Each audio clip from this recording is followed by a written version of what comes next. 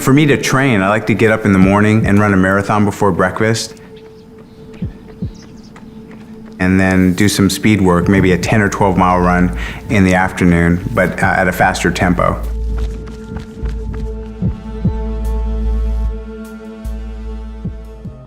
The first time I heard about running 100 miles, I thought no human is capable of doing this. And when you do it yourself, I think it just breaks boundaries. I've run 135 miles across Death Valley in the middle of summer, which is the hottest place on Earth. It was 131 degrees. And I've run a marathon to the South Pole, which is the coldest place on Earth. It was minus 45 degrees.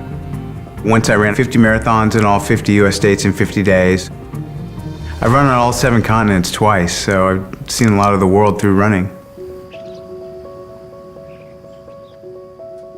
I kind of followed the prescription for happiness that we have here in America. You go to a good college, you get a good degree, you get a nice job, you make a lot of money, you buy a lot of shit, and happiness follows. We had money in the bank, and we had a 401k and insurance, and he was miserable. Absolutely miserable.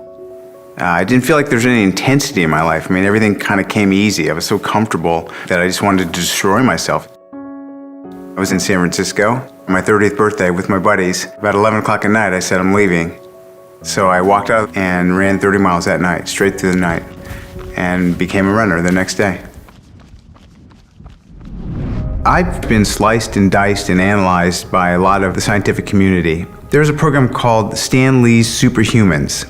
And they found that I have a unique ability to buffer something called lactic acid, byproduct of cellular respiration. Say you take a heavy weight and you start doing curls, you can do maybe 4 or 5 reps, and then you start feeling that burning sensation in your arm, and you got to put the weight down. Well, that's the buildup of lactic acid. That just doesn't happen to me.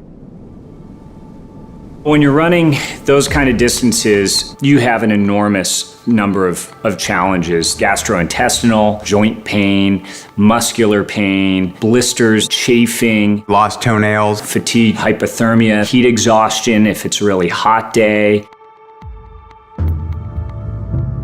Once ran a race called the Badwater Ultra Marathon, which is considered the toughest foot race on Earth. The low temperature that night was 114 degrees. And I threw my electrolytes out of balance, and I was hallucinating.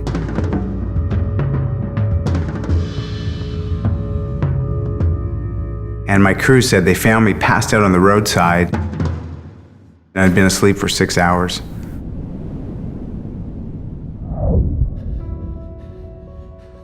There's points where you feel so much hurt and so much discomfort that even the tip of your nose just radiates pain. And all you want to do is stop. I love watching my body deteriorate to the point where I'm getting beat to shit, and can I keep going? Can I make it to the finish line?